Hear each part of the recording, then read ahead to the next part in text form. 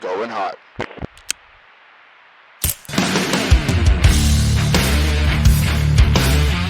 Welcome back to the Going Hot podcast. We are continuing our conversation with Jared Shaw and welcome in the terminalist, New York Times best-selling author, Jack Carr. Let's do it. All right, we are back with the Going Hot podcast. We are joined by Jack Carr. My friend, thank you so much for taking the time to come on. I know you've done some smaller shows like Joe Rogan and stuff like that. So I really appreciate you stepping up and coming on to our show here. It means a lot. Oh man, those were all just in preparation for this. I was just getting myself ready, going on Rogan and Tucker, things like that. It was all in preparation for today. So thank you for having me. Here, my brother. I hope you're ready, my friend. I hope you're ready. But no, all joking aside. Who's that guy next to you? Yeah, no, this guy right here, I figured you all might know each other here. And I was really excited to set this up for that very reason, because as a fan of the Terminalist and the series, you know, I've read the books. I'm excited for them. But what's really cool to me is the big brother. It's how it all came together. And I've got to hear you on Joe Rogan talk about it and some of the other places. But I got to hear it from Jared right here next to me. And so I wanted to put you guys on the same call and hear you all tell the story together about it, because the Terminalist has been years in the making, and you guys have had a lot of blood, sweat, and tears to get you to this point of this combined success that you all are enjoying right now. And so on that note, how did this come together? You know, how did you go from a team leader, platoon commander, to world-renowned author and about to have a prime series and that's just going to crush it? Crazy. Well, I'll take it back a little farther. I'll take it back to just growing up and knowing those two things that I wanted to do, and knowing that I wanted to serve my country in uniform from my earliest days. And then a little bit later, but not much later, knowing that I wanted to write thrillers after that. And that's just, hey, growing up, I was, it was just innate. So I knew I was just driven to serve. But then I grew up with my grandfather's medals and his wings. He was a Corsair pilot in World War II. So that's the plane that had the gull wings that folded up like that. And he was killed off Okinawa in 1945. So I had pictures of him and his plane and his whole squadron and in the Pacific, and the silk maps that they used to give aviators back then, all his medals, all that stuff. So I had all that in like a box. And that's really the only connection that my dad had to his father, because they never met. And back then you couldn't just reach out and try to find people who were in your dad's squadron on the squadron Facebook page or anything like that. So there just wasn't a lot of connection for these kids that lost their fathers in World War II. But our connection to that generation and to his father and my grandfather was really through a show called The Black Sheep Squadron with Robert Conrad back in the day. And he was portraying Pappy Boynton, a Corsair pilot. And I think that's where my leadership style may have started to originate, because in that show, Pappy Boynton was a heavy drinker. He was a fighter, and he crushed. And his guys respected him, and he made good decisions. He was a warrior. And so I think that was kind of the bedrock. But he was also didn't have a lot of love for authority. I guess that might be a good way to put it. So I think that was from my earliest days, that kind of gave me a foundation. I really resonated with him as a character. And then I found out about what SEALs were when I was 7. So, right about that same time, we're watching that show. Of course, I'm naturally gravitating towards G.I. Joe stuff and just running around the woods and, all the stuff that kids do. But I found out what SEALs were, and I'm like, this is my path. And I just, for whatever reason, seeing those guys, and it was a movie, The Power of Popular Culture, seeing a black and white film called The Frogmen. And I saw that just in between football. My dad would watch football, and then I would get to go and turn that channel. The 2 minutes and 30 seconds or 2 minutes that we had for a commercial break, I'd run up to the TV, switch it to the one outlier channel that we had, because it was ABC, CBS, NBC, and this outlier channel that always had a war movie playing on Sundays. So I didn't really care about football, but I cared about that war movie. And so I'd get to do that. My dad would just look at his watch and he'd be like, turn it back. And then I'd turn it back and go back to football, and I'd wait until the next commercial. But one of those one of those shows was The Frogmen, and it showed these guys coming up on the beach and putting explosives on these obstacles. And just asked my dad who these guys were, and the name of the show was The Frogmen, so he said they're frogmen. And then my mom was a librarian, still is a librarian, and we went down to the local library, did some research, found out about UDT, Naval Combat Demolition Units, and Navy SEALs. And I was like, all right, these are my people. And just found out that from that research in the early 80s, when you could actually research everything written on SEALs, because there wasn't that much, you could read it all in about a half hour, an hour. And my takeaways were that, hey, these guys are some of the most elite special operators in the world, and the training is some of the toughest ever devised by a modern military. So I was on that path very early on. But then I started reading the books that my parents were reading at about age 10, for sure by age 11. So 5th grade, 6th grade, I start reading Ton for Red October, and then the David Morrell books, Brotherhood of the Rose first. And then I found out that he also wrote First Blood, written in 1972, created the character Rambo. Nelson DeMille, AJ Quinnell, JC Pollock, Mark Olden, Stephen Hunter, all these guys who had protagonists with backgrounds in Vietnam, and typically in special operations, SEALs, Army Special Forces, Marine snipers, or CIA paramilitary guys. That was kind of the typical 80s, early 90s protagonist action hero guy. So I was reading these books as research, essentially. And then also realizing that, man, one day after I'm out of the military, I'm going to write thrillers just like this, because there's magic in these pages. And I just knew that was my calling, first to serve and then to write. So that was just my path.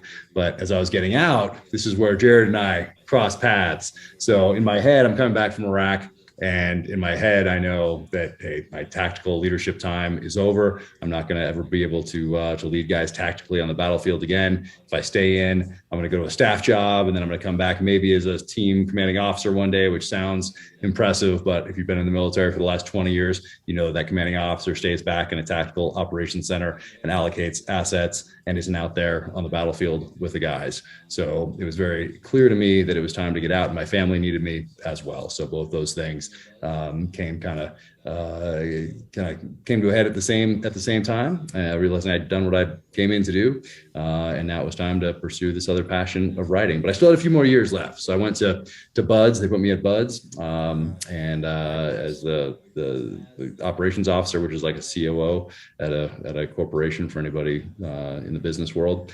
And that's where I ran into Jared Shaw, who would change the course of my life. And so yeah, we crossed paths there in 2012, 13. I think that was the year overlap right there. And Jared had this incredible reputation as a SEAL, as a warrior. And so we connected off that, and then we went our separate ways. And I started writing this book, and I got it to Simon & Schuster, and they decided to publish it. And as it was coming out, I got reconnected with Jared through our friend David Bowles, and I talk about him in the new foreword to this, so we don't need to edit out his name or anything. And I met him when he was working as general counsel for an outdoor industry company, and we got to be good friends. And he was also good friends with Jared Shaw, and he knew I had a book coming out, and he knew that Jared knew Chris Pratt. And I don't know if David knew, I don't think he knew that I had envisioned Chris Pratt playing the role of my protagonist, of the main character, as I was writing. So as I'm still a SEAL in my little office off our bedroom in Coronado, California, off our rental place, as I'm sitting down to type, I don't think that David knew that I had Chris Pratt in mind. But then he reconnected me with Jared, and Jared said, man, I heard you have a book coming out. And I was like, yeah, man, I'd love to send you a galley copy. It's like an early copy, a rough draft. And he said, yeah, I'd like that, but I'd also like to give it to a friend of mine. And I said, no problem. Who's that? And he said, Chris Pratt. So yeah, which was very convenient, Jared, by the way. I really appreciate that, especially since I pictured no one else playing this role except Chris. And then the other crazy part of the story is that before I knew, I had no connections in Hollywood, no connections in public New York publishing, but I picked my publisher because I went to the back of books written by Brad Thor and Vince Flynn, and they thanked a lady named Emily Bessler. And I thought, oh, she will be my editor and my publisher. And as I'm typing away, as a child of the 80s, it just makes sense to figure out who's going to play your main character. And Chris had not done Guardians of the Galaxy, had not done Jurassic World, had not done Avengers, any of those things. He'd done Zero Dark 30 and Parks and Rec. So I saw that transformation from Parks and Rec to Zero Dark 30. And I'm like, this is the guy. This is the person to play James Reese. And then since I'd already picked my publisher and I'd already picked my actor, I figured I might as well pick the director. And Antoine Fuqua, he was the only person I ever thought of directing. And now all three of those things have come to pass. Thank you to Jared Shaw right there. Well, that's very kind.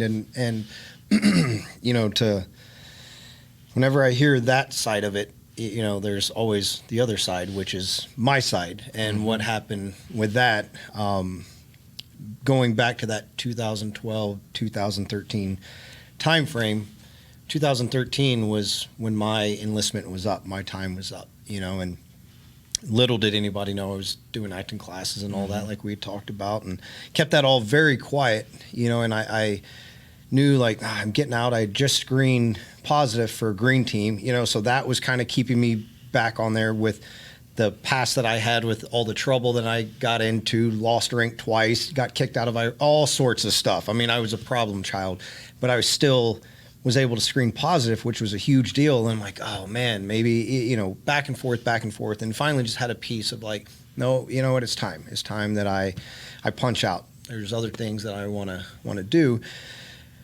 But I didn't really know. I knew the safe thing was like, you know what? I go back to Texas and I just teach self-defense, you know, shooting, moving, that whole thing, and getting a range. We've talked about that stuff before, you know, and so I'm like, that's what I'll do.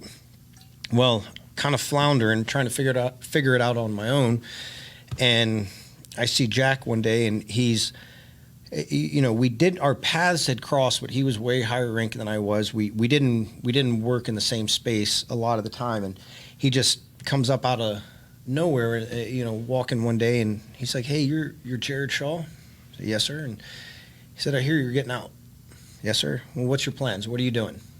And I think I'm going to go back to Texas. I, you know, would like to do the gun range deal. And he's like, "Really?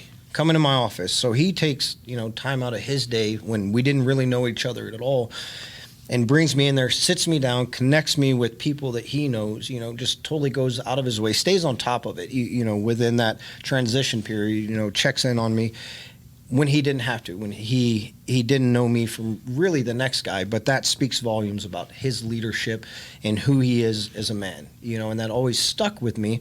But I didn't know how much until, like he was talking about years later, that David Bowles reaches out and says, "Hey, you remember this guy?" You know, I'm like, yeah, I do. He's like, "Well, he wrote a book. You need to read it." And I said, "You know what, David? Like, I remember that dude taking care of me, you know, and looking out for me when he had no reason to, you know." And that's kind of my side of it on how it all came together. You know, it was you as a man, Jack, and your leadership and how you are. I never got to be in combat with you, but I've heard of your leadership on that side of it as well, you know. And so it's a blessing, man, to be sitting right here right now. That all happened for a reason.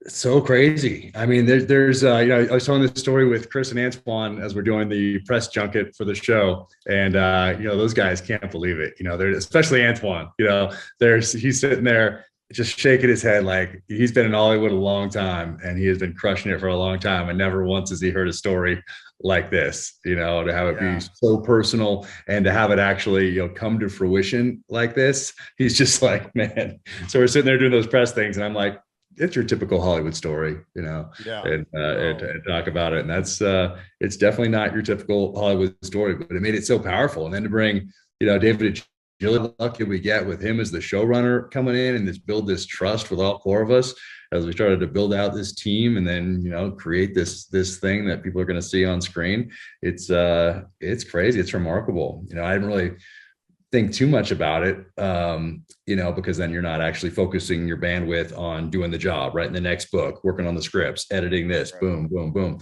But after we saw the premiere, and then I came back home on that Friday, the day after the premiere, or 2 days after the premiere, and sat down for a sec, I was like, man, first breath in a decade plus. And I was like, man, that's crazy how all this came about. And David Bowles is the unsung hero, though. I talk about him in the new foreword to the hardcover edition of the Terminal List. But man, what if he hadn't connected us? What if he hadn't reconnected us? Yeah, well, David Bowles called me and asked me. He's like, "Hey, do you remember this fella?" And yep, I remember him. He wrote a book, and even in that time of my life, working with Chris and all, there was stuff that would get thrown to me all the time. Hey, you need to read this. I'm like, when I found out it was from Jack, I'm like, absolutely. But I kind of, no disrespect, Jack, I kind of went into it of like, all right, another military guy doing something, like, all right. But like I said, with what Jack had done for me, like 100%, I'm going to read it. I read it. And I'm like, oh, okay, we got something different. Yeah, you here. Called me after you read it. You're like, hey man, I just read this book. I'm gonna get you a copy of it. And you did. And right there it is. And that's what it was. And and so that's when I got a hold of Jack, and I'm like, hey buddy, and we had that kind of reunion over the phone of put the pieces together, and I was able to tell him, like, dude, thank you for what you did. Like, you did something for me when you didn't have to. Never forgot it. Read your book, love it. Do you mind if I give it to a buddy? And that's when I gave it to Chris. And Chris, you imagine I get thrown one or two things every couple months for people to read. It's daily for Chris. Mm-hmm. I mean, it's nonstop. And for him to pick something up and read it all the way through, it's got to be good. And he did that. He read the entire thing. And I mean, he wanted it before he even finished reading it. And I have a picture of the moment he started reading the book. How cool. Yeah, we were on a plane flying somewhere, I don't remember, and remember giving it to him, and he started reading it then. I'm like, oh yeah, that's picture. We need to hold on to that one, and so read it, he loved it, and then that's when Antoine Fuqua had wanted it the same time those two talked, and man, here we are. Yeah. I have that picture. It's awesome. And then I have a picture of you reading it. I have a picture of you reading the script, That's right. So it's, that's just awesome to see this all come together. It's insanity. Yeah. There's a picture of Chris reading the book. And then there's that picture, Jack, that you're talking about where, years later I'm reading the script. And then there's another picture where I'm looking at the TV at my house doing post, watching one of the scenes, of the show. So you have those three moments in time. And then the last one I've been waiting for, the fourth one, was going to be a picture from the premiere. So now we got that. It'll complete it, all four of them, the whole process, How, cool. Jack, how many times throughout this process did you ever have moments where you just step back and you're like, I can't believe this is happening, from my brain to the book, to writing it all on paper, to now seeing Chris Pratt and the rest of your buddies and crew and everybody out there putting your vision to work? Did you find yourself at moments where you're just like, is this real life? Not really until just a couple days ago. So got home from the premiere we had the premiere on Wednesday. The whole people out there with taking pictures and the whole party and the whole thing. So that was Wednesday. I came home Friday, and then Saturday and Sunday I went right back to work writing.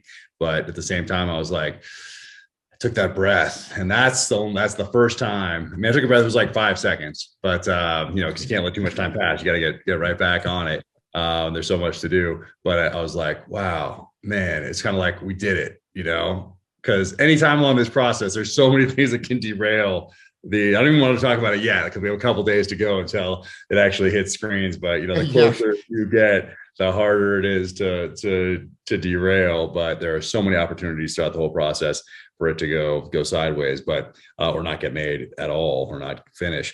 But I always thought, because I wanted to do this from such an early age, that was just the natural path. It was, okay, I'm going to join the military. I'm going to go to BUD/S. I'm going to serve my country. I'm going to go into combat. I'm going to be a leader. And then I'm going to write thrillers, and it's going to be a New York Times bestseller. And then it's going to get made into a movie by an A-list star and director. Like, those are just the things I was like, yep, that's what I'm going to do. And so I never really thought about, oh man, what are the odds of making it through BUD/S, or what are the odds of making it to the getting published at all, let alone by a big New York publishing house. Then, the odds of making the New York Times list, the odds of something get picked up, and then the odds of that even getting turned into a film or a series. And but I never wasted any time. Like, that was 20 seconds right there. But that was 20 seconds that I could have been wasting every day for all of my life. And that would have meant that I wouldn't have been doing pull-ups or sprinting hills or reading about warfare or terrorism, insurgencies or counterinsurgencies.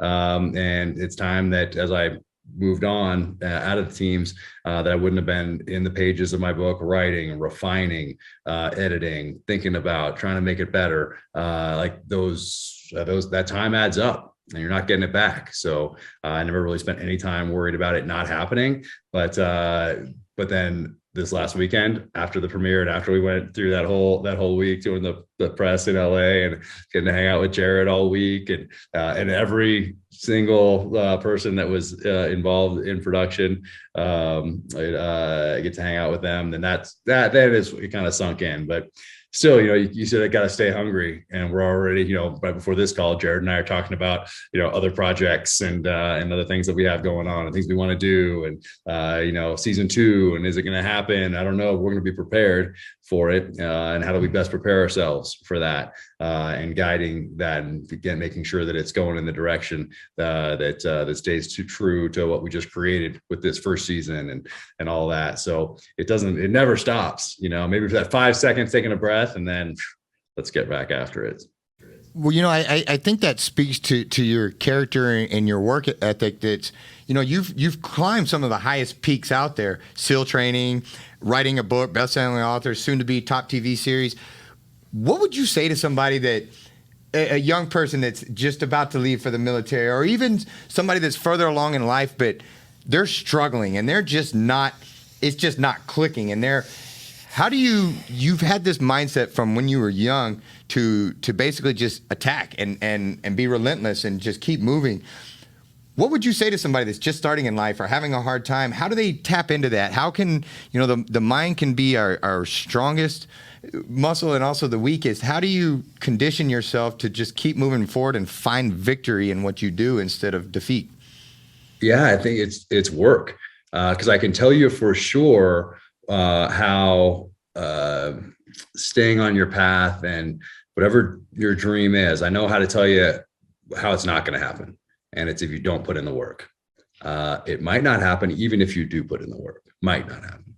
But it for sure will not if you don't. So that's the given. You have to put in the work. You have to build that foundation, whether you're starting at age 5 or 10 or 20 or 40 or 50. You have to put in that work. You can't just worry about it not happening and not do the work, because then it's not happening for sure. You've already lost. And you haven't even done the work. You haven't even done the prerequisite, which is putting in that foundation, which for me was reading and studying about warfare, and then training my mind, body, spirit to be the best warrior I possibly could, the best leader I possibly could. Everything was focused on that. But if I hadn't done those things, if I hadn't prepared, if I was just like, man, SEAL training looks tough, that would be awesome, but I'm not that fast, or man, I'm not that strong, or well, once again, how many times did I just waste right there? I could have been doing that pull-up. I could have been sprinting. I could have been reading that book about SEALs in Vietnam or whatever, and making myself an asset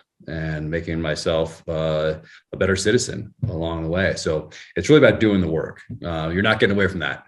You have to do that part. So I think that's it. Realizing that that's the given.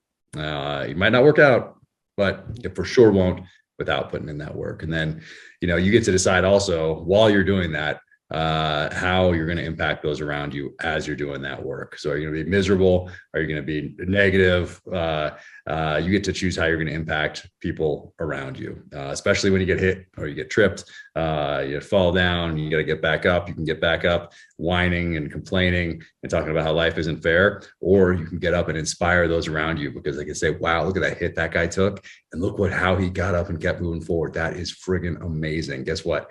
I can do that too. So I think that's important. You get to decide. That's up to each and every one of us. I try to tell the kids, I say, never miss an opportunity to make somebody's day. So I think that's kind of a good way to go through life. Yeah, why not? We come from a community, Jack and myself, of, like we talked about before, like, you know, you have to rise to the occasion just to keep up with these people, you know. And Jack and I were never, like I said earlier, and we never served overseas together. We weren't in combat together, but I've seen him on the back end of it, and I've seen him during this whole process, you know, and what he's talking about, that hard work and all that. That man truly lives it, you know. Mm-hmm. We will, even, you know, during the premiere process that whole week, we would finish and it would be late, you know, and would be tired, wore out, and, you know, talking about like, we're getting back to the hotel, we're going to crash. He's like, cool, awesome. He's like, I just got a couple hours of work I got to do on the podcast or answering, you know, building out the next thing. And I'm like, okay, I feel like I work decently hard. You know what I mean? Right. I feel like I try to push myself. I'm like, I don't know that I can keep up with that dude. You know what I mean? It is always nonstop for him. Like, he truly epitomizes that, what he's saying. Like, he lives it, man. And it's inspiring to me to see that. Once again, it's that push of like, okay, like, I better step up my game. I have to try to keep up with it. He just wrote his 5th book. One of the things I wanted to ask you is has it made it more special going through this, getting to be with your buddies on things? And that's one of the things that I've always liked about, I know you all have a tight community, and I've enjoyed, that's one of the things that I've enjoyed seeing with Jared after the SEALs is to still get to be with the team guys, find ways for to still sharpen iron with each other and to lift each other's up, and I'm so happy to see all of you guys finding success and not really being shot at, you know. And I was telling him, for the 10 and a half years he was in the SEALs, as a family, we always held our breath when he deployed. And, you know, and when his team or his buddies, or, you know, we came to look at these guys like family too, because he would bring them home. And I'm so happy to see you all still continuing to have each other's sixes and take care of each other afterwards. And y'all's dedication and just faithfulness to each other. To me, it's like y'all are still taking care of the man on the left and the right of you. And none of this would happen had you not been the man you were in the beginning, when, like he said, you didn't have to be. You could have been the commander. You could have stopped at the minimum. But as we seem to find out about your character, you don't even know what the minimum means, because you blow right past that. But because of that, you touched another life that kept that ball rolling forward. And I think that's really special. Yeah, I mean, to be able to do this with Jared, and then to have a reunion on set, that first episode where I just posted a picture on my Instagram today with Ryan Sangster and Kenny Sheard, and the three of us standing with Chris there on set in that first scene. I mean, to have like good guys that you knew from the teams now out and crushing it and helping each other in this next phase of life, in this next chapter of life. I mean, that was huge. I mean, I can't even imagine what it would have been like to do this and not have that group of friends, because we had these, you know, this trust from the very beginning, you know, Jared and Chris, and then me, and then Antoine, and then the showrunner. And then we like had this core group, and we kept going. We never lost sight of what was important for this show, like where it needed to stay grounded.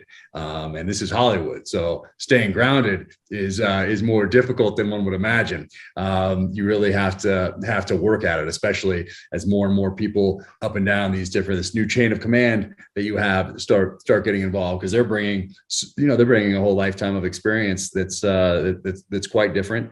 And they're bringing that, and they're experts in their field. But when it comes to a different type of project, you really have to have this core group that's willing to stand up and fight and make sure that you stay true to whether it's that source material or it's what this foundation that you start to build upon, like we did for this, and add these elements of psychological thriller and conspiracy thriller to what was essentially a revenge thriller, and make it and build off build upon the foundation of the book and make something that is visually appealing, because you're now telling a story through a totally different medium.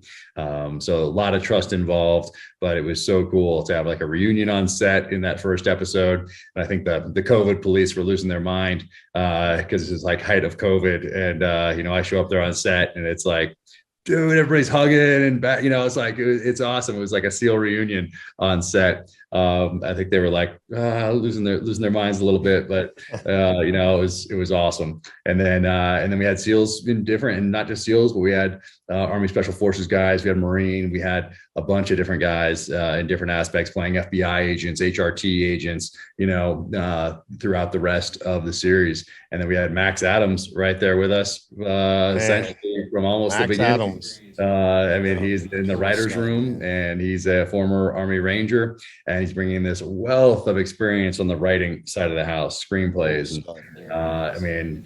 This would be a totally different project without Jared there every day, Max Adams there every day, and Ray Mendoza there every day. So Ray Mendoza, War Office Productions, we're all in the SEAL teams together, and then Max coming from the Army side of the house and bringing this screenwriting background and having us all work so well together. And of course, I had to fly home and work on this next book and that sort of thing. But these guys were there every single day. And without those three guys on set every single day, I'm telling you what, this thing would have gone off the rails. It would be a completely different show today. So I'm forever indebted to those three guys in particular.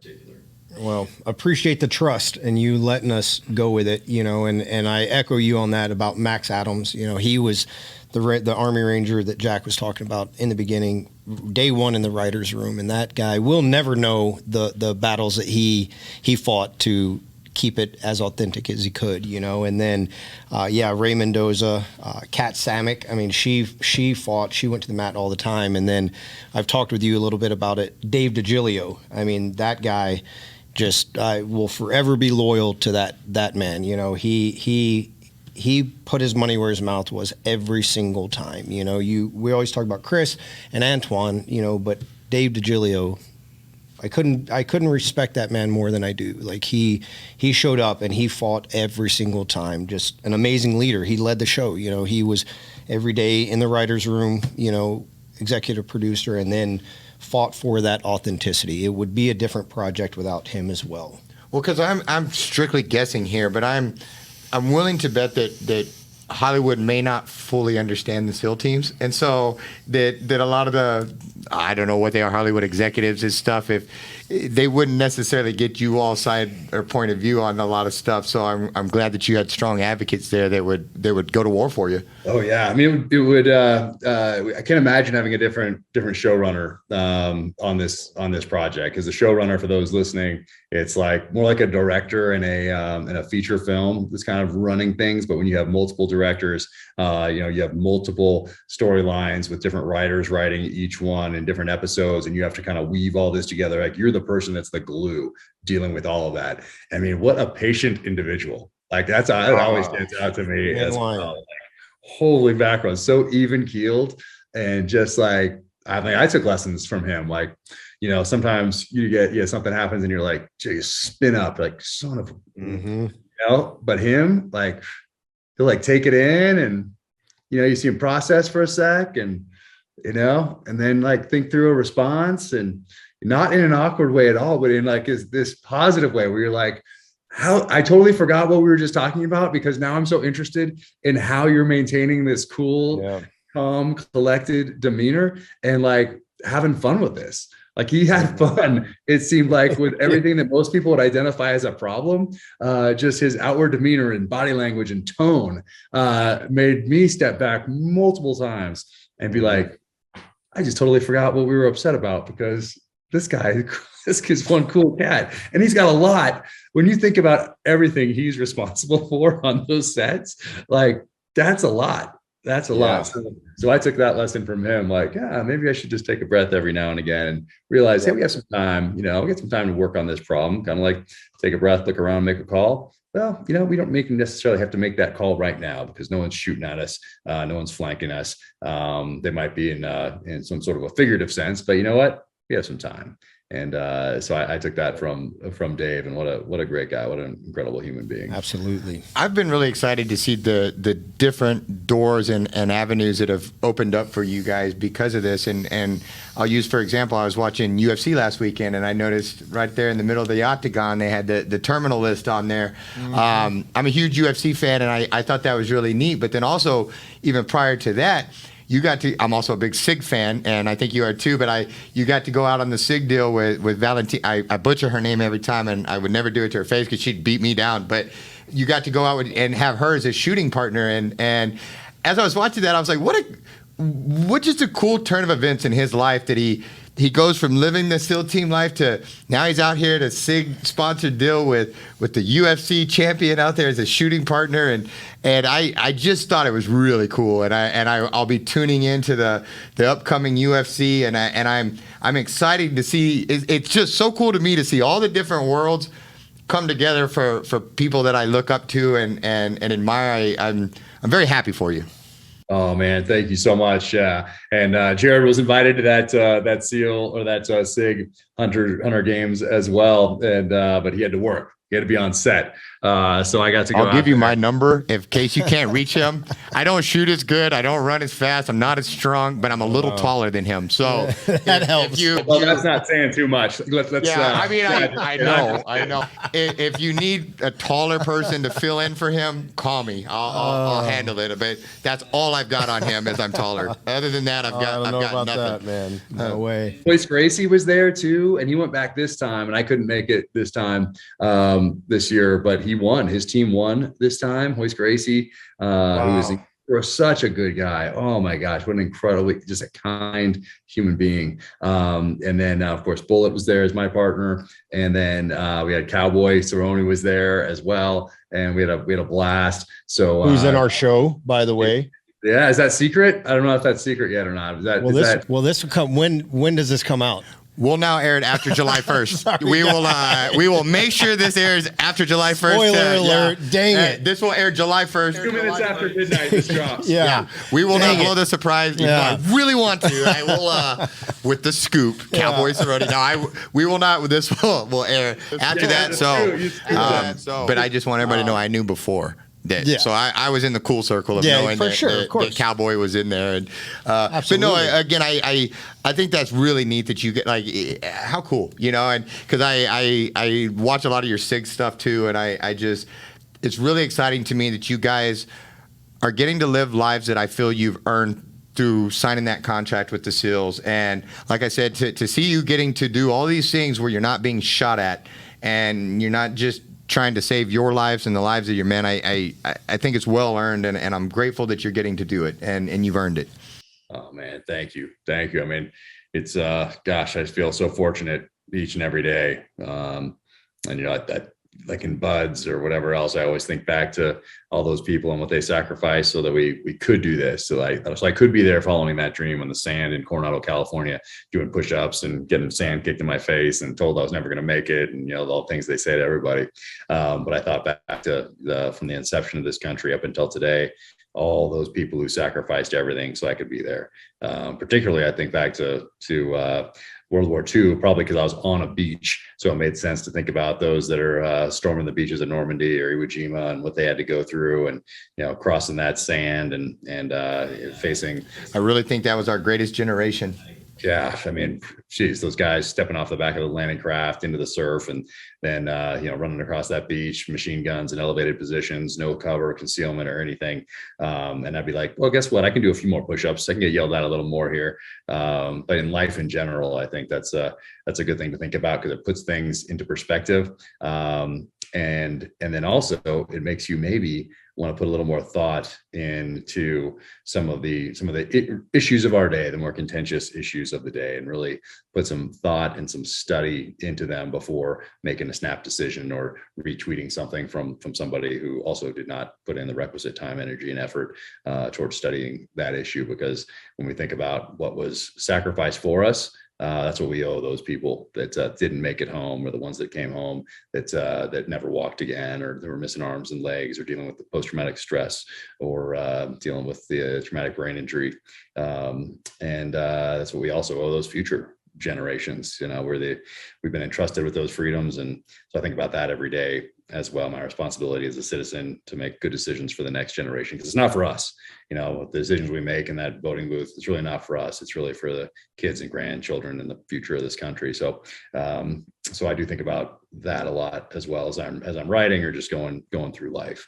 So, well, that's one thing. I've watched several of your interviews and stuff like that, and outside of Terminal List, and that's one thing that I respect and appreciate about you, is because in our hands we have the power of knowledge in our hands right here on these phones, and yet so many people choose to be willfully ignorant and not seek out the truth on an answer, and not educate themselves, but to fire verbal vomit from the hip and be so passionate in their ignorance and so convinced that you're wrong. And one of the things I've appreciated about watching your interviews is you don't show up at the table and try to wing it on stuff.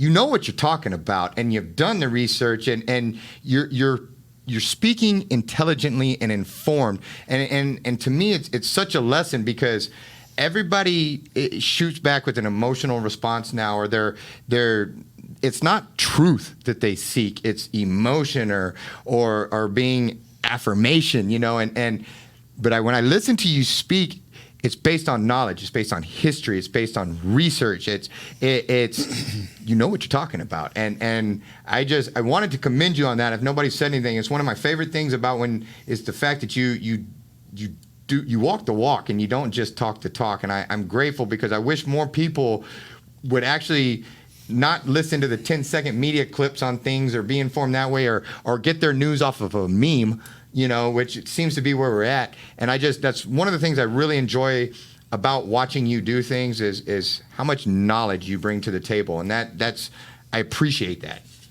Man, well, thank you. And sometimes on some of those shows, it's tough, because you have 2 minutes and 30 seconds, maybe tops. And maybe there's another guest in there. And sometimes you're staring into a black screen. I don't know why that's the case in 2022, but you're staring into a black screen where you can just hear the host in your ear. So there's no body language, there's no verbal cues about if you should stop talking, if you should continue. Are they nodding? Are they shaking their head? Are they giving you a little okay, let's wrap this up? None of that. So you're just staring into this black box, and it's bizarre. But you can't go back. So there's the added stress of because on this I can go and say, oh, you know what? When we were talking earlier about X, Y, or Z, I think what I meant to say was this. I'm not sure if it came off that way, but this is really what I meant. Does that make sense? You do not have that on Tucker Carlson with 6 million people watching in your minute and 30 seconds that you have. What you say is going to be out there. So there's that added stress of that. So when I see people sometimes on there and they're saying things, I try to remember what it's like to be in that seat and staring into that black box, and you're hearing the host, and you have a minute and 30 seconds, and the added stress of that. So it's maybe not the best way to go about discussing some of these issues, but it's a way, and it's a way that comes into our homes primarily through television still, but it's a little bit uncomfortable.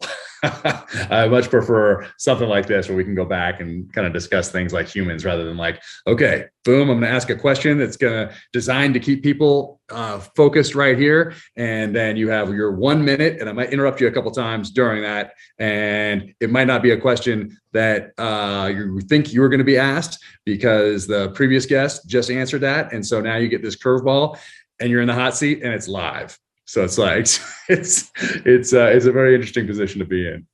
But again, you set yourself up to win there, which I think is, by doing we were talking off air earlier, and you were talking about how many you got to read these books and kind of how you do your show prep and stuff. And it's everybody thinks they can just go out and do a podcast or a video or this or that until you turn on the microphones and the cameras and you have to go, and it's go time, and that's where the rubber hits the road to me. And it's the guys that are prepared, that have done the work. I mean, you might stumble out the gate, you might do this, but you can fall back on your preparation. Whereas if you're trying to shoot it from the hip, you're going to get in trouble real quick in this industry or podcast or whatever, life. Yeah. No, I mean, like Jared, I mean, people think it's easy, I could do that. All you do is go up there and say your lines, it's interesting to see it and see how much preparation goes into this, and to see Jared doing those classes to prepare for any role, and then zeroing in on Boozer's role and then what he brought to that role. It's just not a SEAL playing a SEAL. I think that's like the misconception that a lot of people could have. You're playing a character and absolutely crushed. I cannot wait. One of those things I'm most excited about is for people to see you play Boozer and to see you and Chris at that bar. And what they won't know is how much more of that scene there is, and how awesome.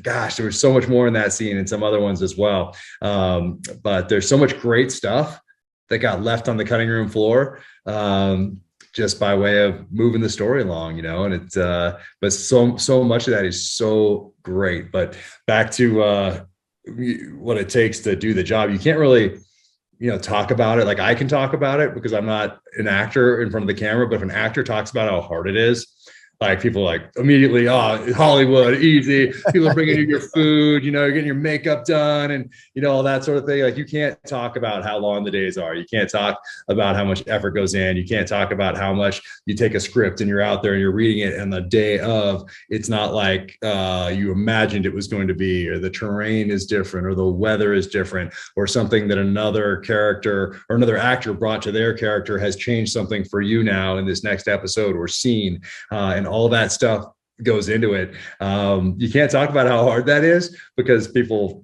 dismiss it as Hollywood and you're complaining, but it is a lot of work. I mean, I just stood there as an observer and I got to see how much work went into that, and how much work goes in, how the makeup people put all that work in, and how the key grips put that work in, and how the mobility people put that work in, and how everyone is working so hard and they're at the top of their game, to include all the actors. And man, Jared, you just crush it in this. I cannot wait for people to see this portrayal because I know how much work went into it, and it comes across on the screen. It's just awesome. Well, thank you. That means a lot, man. Being able to bring Boozer to life, a character that you wrote is, I mean, how cool is that? You know what I mean? To actually do it and then have the man that wrote it saying that, like, thank you. That's not lost on me. And man, I'm proud and humbled and honored to do it. So thank you. I appreciate that. Oh, dude, it's my pleasure, my honor. And what it's also cool is that you got to be there as a producer, as a technical advisor, and no one will know, like, even, I don't think Chris even knows, like, how much work you put in that was well above and beyond anything that you were specifically supposed to be there doing. Max and Ray, same thing, but you in particular, like, yeah, like I wish everybody could see how much, like, David knows, how much, Antoine, he wasn't there for, the scenes, the series or the episodes that he wasn't directing, but he knows, he's heard from Kat and from me and from other people, but David was there. And so he saw, and I just wish everybody could have seen how much of yourself you put into this, not in front of the camera, but behind the camera. And man, yeah. Thank you for saving this thing. Thank you for making this what it is today. I appreciate that, man. It was a blessing, like what an opportunity, so I accept those words. I appreciate them, and I'm thankful to have been able to do it. Man, and you know what else? They got left on the cutting room floor. There's a few things, but the two that stand out to me the most, well, the three are the ones we already talked about. With you in the bar with Chris, and then Chris driving the Land Cruiser and looking for the right kind of vehicle to steal. Because oftentimes in Hollywood, we just see somebody and they break a window of a car, they open the door, it happens to be open, and then they lean under that dash and they do something, and then the car starts. Those two lucky wires, those two wires that you touch together every time that are just right there that'll start any vehicle. Yeah, and I remember reading that scene the first time, and I was like talking to David DiGilio, the showrunner, about it. And I'd been to a car stealing school. Gosh, now it's been a long time. I won't even say what year it was, pre-September 11th though. And how they talked about the different types of vehicles and which one to look for, which ones were easier to steal, and that's, and what would you need to do that. And they're all a little bit different based on obviously model, make, and year. But for him to drive around, obviously looking, and have Katie's character there, kind of not really knowing what he's looking for. And then he sees that one, boom, backs it up, gets in there, makes sure that he, has the stuff he needs to, and then hot wires it the right way for that particular vehicle. You don't really see that too often in Hollywood. So, that didn't make it because, you're under time constraints. That was all your notes, right? That was all your writing on that of writing that in and doing it the right way. Cause I know I didn't know that one. So wasn't me. No, I wanted to put that in there, but then Ray, when they found the actual car, then he went and figured out how to actually steal that particular one. Nice. And then the other one is, man, when the music's going and Chris is going back to into the team room, into the cages and all that sort of a thing, and the music's going boom, boom, boom, boom, and then he opens the door and it shuts, and it's all the cages of the guys that didn't make it, and it's just silence. And it's like, man, that was powerful. Right. It didn't make it because it was like a break, or it was like a, anyway, it didn't make it either. But those are cool scenes. So there's almost like a whole nother 16-hour show that is a director's cut, of all those things. But I see why. Like, I learned so much during this process, and see how, working with people who are really at the top of their game as far as this stuff goes, I understand why. It's just unfortunate. And Stephen King calls it killing your babies. It's like you write something and you love it and it's awesome, but it's not working, and you've spent days, weeks on it, and you've got to edit it. You got to Control Alt Delete that paragraph, that chapter, maybe a character even. But so I see why, but it's at the same time, it's like killing your babies, because those scenes were so good, and they exist out there somewhere. But just like with a novel, you need to edit it down to get it to the place where it's the best product that it can possibly be for someone to pick up and then digest and go on that journey. And it's, same thing, but it's visual here, but the editing still remains the same in that some of them are painful to take out, but that's just how it goes. Yeah. Yep. I'm with you. Where do you go from here? What's next? Do we get a season 2? What are we heading towards? We shall see. I think a lot of that's going to depend on, how this season does. And I'm sure in the way that we consume things now, there's a lot of data out there for Amazon to look at and weigh, because they can tell exactly when we're turning things on and when we're turning things off and when we're switching. And, that data exists out there, just like it does on all the social media platforms and websites and everything else. But, I would hope that if it does well, and if Chris wants to do it, and if his schedule allows, that they can work that out, and we'll get the band back together and start moving forward on that. But right now we have a foundation, so we have a little foundation, a little outline that I put together and sent to the showrunner, just so we can start thinking about it, so we're prepared if they're like, hey, season 2. We're like, okay, not scrambling, but we have something that we can change and morph and edit and build upon. So we'll see. I'm hopeful.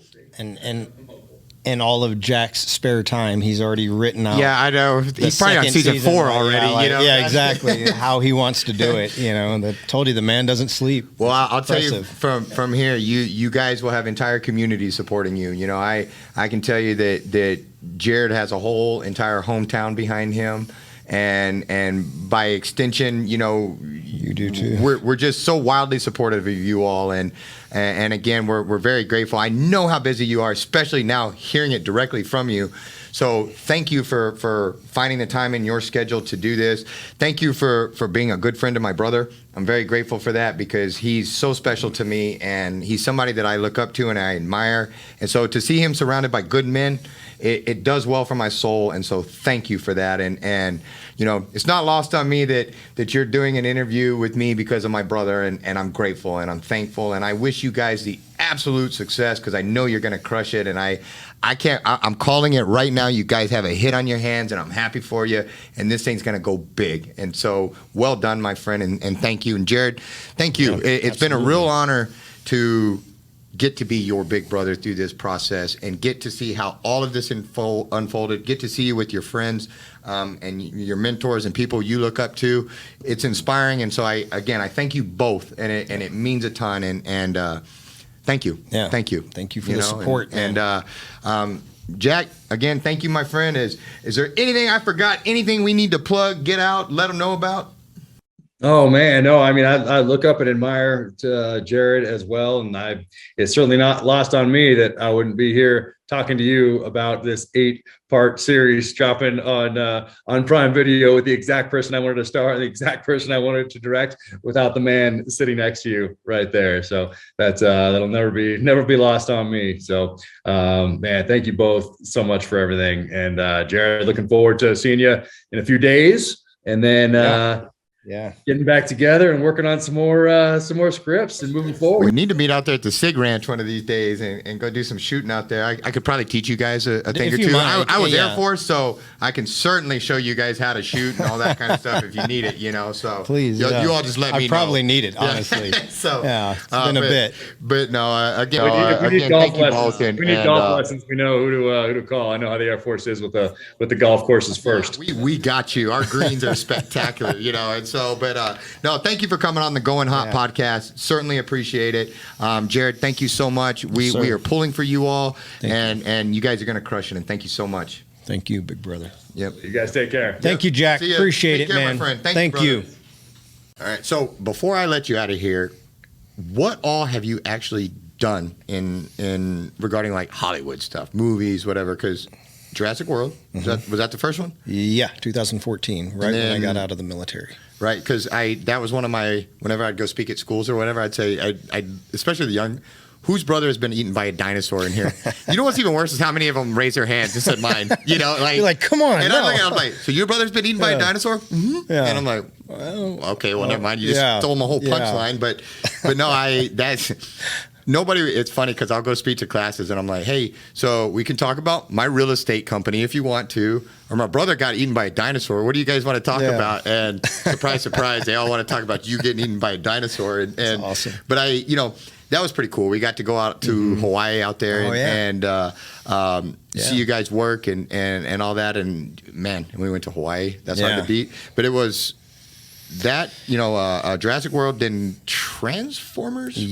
Transformers last night or Black Night or it was like part 27 or something. I forget which one. I never actually saw it. I saw the scene with you in it. You look cool. Thank you. Was it?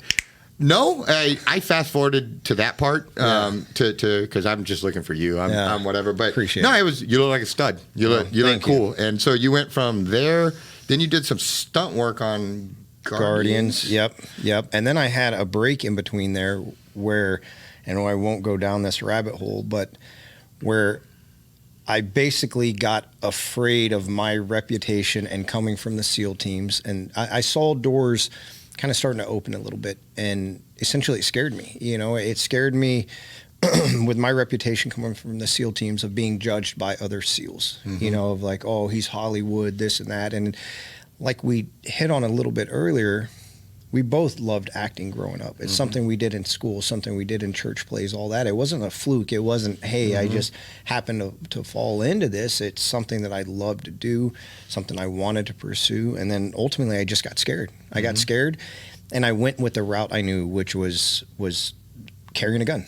I did personal security. I went back to the world that I knew that was safe as far as in that front of I went back to carrying a gun and security because that was safe. Exactly. But safe from the condemnation and ridicule from other team guys. And I remember you told me one time, man, we were talking about, I think, the American Sniper movie, and I was going to possibly like audition for it or something. And then I backed out. I'm like, that's out of fear of what would be spoken about me. And you were like, man, these guys may talk smack. These guys may run your name down, whatever. But if given the opportunity, every single one of them would take it. Every single one of them would do it. And that always stuck with me. And it took years for it to really like hit home for me to be like, no, okay, this is what I want to do. This, I'm doing it. I can't let a job that I used to do keep me from a job that I'm supposed to do, And so, yeah, it took a while, but I always remembered those words, man. And so those guys don't pay your bills either. You're exactly, yeah, you're exactly right, man. And so it, like I said, I had about a 3-year break of, I ran from it, and, went and worked with Chris just as a trainer. I didn't do anything on the second Jurassic. We were working together. He had some personal life issues. He ended up living on his own. But at that point, it wasn't happening. When he came back, we were still working on Jurassic, and he said, hey, man, why don't you move out to LA? Like, come, we'll train together, work together. It'll be awesome. I'm like, buddy, LA just not for me. It's not my thing. We go back. He goes back to LA. I go back to Texas. Hurricane Harvey hits and wipes out my my condo. Your house. Yeah, exactly. Yeah. So I'm like, so I call him up and I'm like, hey, buddy, is that room still available? Yeah, so I don't have a house anymore. Yeah, and he just happened to, like I said, have those personal issues going on where he became a bachelor, and he's like, come on out, man. So we, for a year and a half, 2 years, we lived together, and that's when, right around that time was when the book came. It's just looking back, there's no mistake how it all happened, but really long answer. I apologize. Had that gap in between there, came back, worked on a SEAL team, that show on CBS. Oh yeah. I forgot about SEAL team. Yeah. Actually, what was your character's name on Benzo. there? Benzo. Yeah. It's Benzo and Boozer. Yeah. That's been your two characters. Yeah, that's right. Yeah. So I did a couple little small parts on there. And then I think it was Tomorrow War after that one. Yeah. Went out there just to train with Chris on Tomorrow War, and I had to audition for a role. Chris told me, he's like, audition for it. I'm telling you, you're not going to get it. Like, it's pretty much already cast. Just let them see you. Audition for it. So the dude's never been wrong, went and auditioned for it. No joy, went out, didn't even think twice about it. Went out with Chris as his trainer, just as we would always do. And one of the main characters wasn't able to do it, that role. He was there, then had to leave. So they bumped up another guy to his role, and then there was an open role. And it ended up, it was supposed to be like a funny type of role, and they decided to go a more tactical route with it. And Chris was like, I got the guy. Like, and you've already seen him audition, actually. Like, so I didn't have to read for it, nothing. Boom, threw me in there. So I went in there just to, simply be a trainer. And I want to say that I also called that one, I believe, because I think you're right. You did. I did, because you told me, hey, I'm going to audition for this, but I'm not going to get it. I said, yeah, you are. Yeah. And you're like, no, he already told me it's cat, all this stuff. And I was like, you're going to get something. Yeah. Like, it's coming. Like, I just felt it. And then you called and, hey, so I was like, I told you, And what was cool is I got to go out on set of Tomorrow War and go out there and part of the team, Chris and those guys were all off in like Antarctica or something, Iceland or something crazy. Really cold. Yeah, some ways, and we were in hot Atlanta, but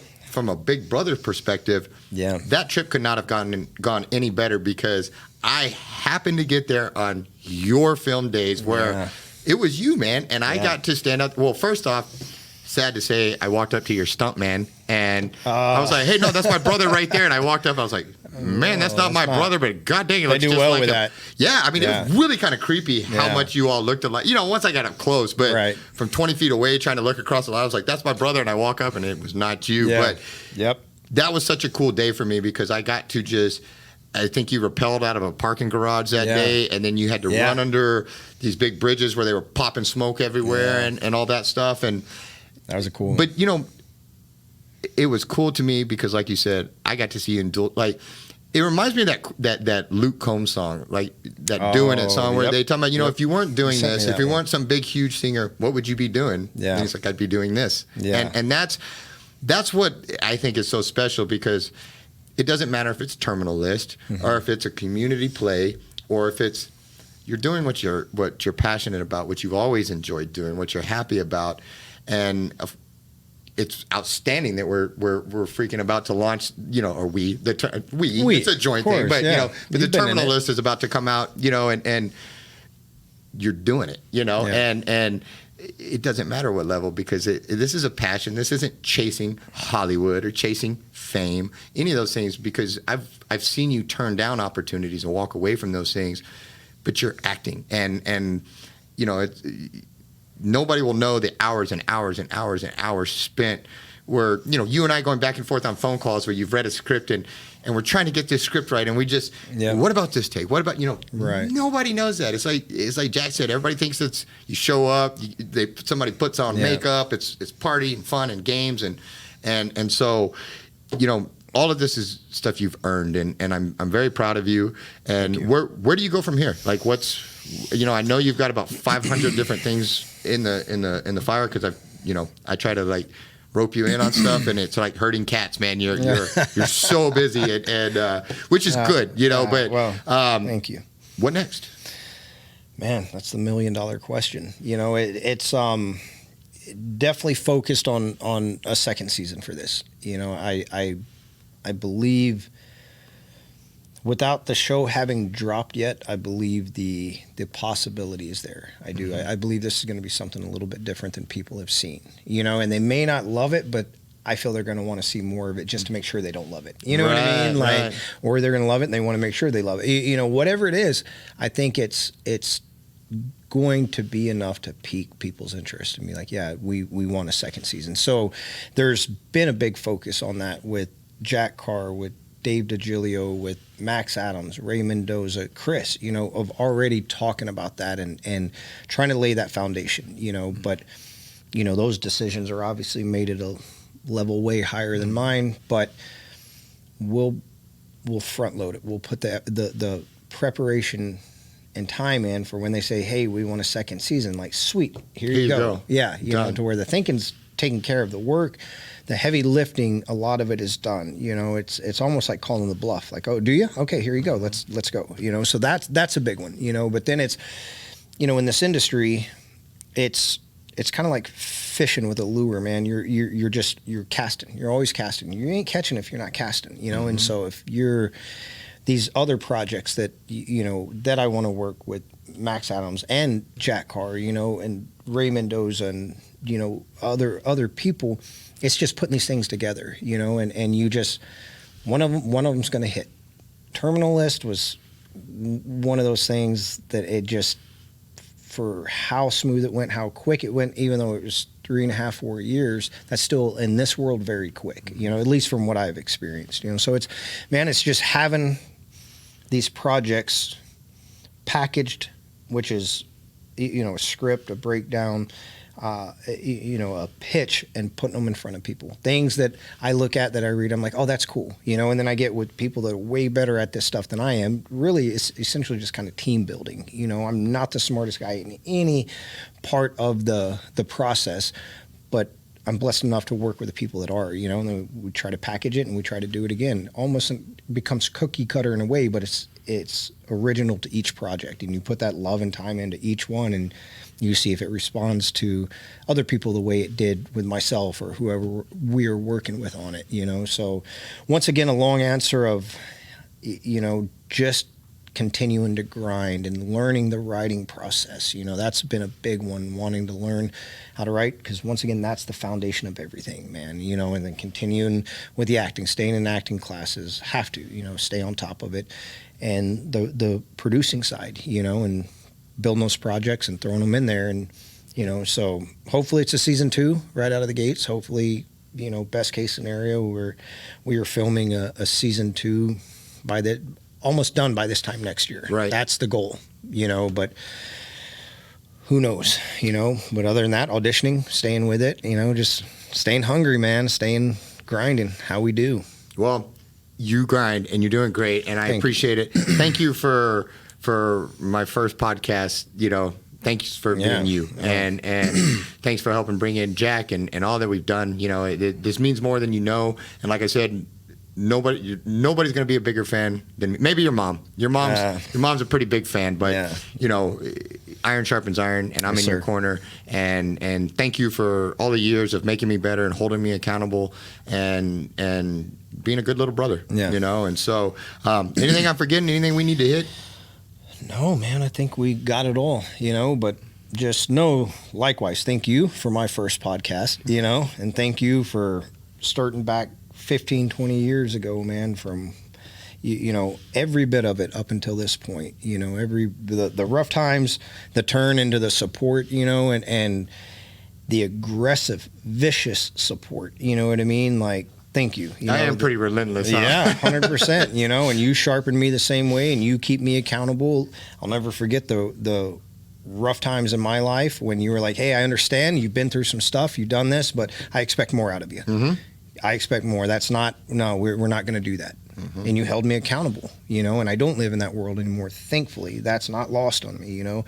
And the continued support all the way up, sniper school, all that stuff, all the way up until this point, to be able to talk about this stuff, to be able to sit here and do that in this studio, you know, that y'all have built together and done all this, and not lost on me. So thank you for taking the time and having me on as your first person on in a podcast. Like, what an honor, what a blessing, man. So, well, and thank you. You're welcome, and it is the first, and I really believe in my heart of hearts you're just getting started. And so let's have you have a few more cool adventures, and then we'll loop back around and we'll do this again. And I'd love that. You need to find room for me to go to these UFC things. Like, I tried to call Dana, he didn't take my call. Weird. I know, I'm working on that. I don't know if that number is right. It's just not going through. It's got to be right. It's him. It's not you. Like, he's going to call me back at some point. But until then, he probably did. I had my phone on silent. But no, thanks, man. And again, crush it. Yes, sir. Crush it. Don't just win. Dominate. Yes, sir. We'll see you at the next one, man. Thank you. Yes, sir. Going hot.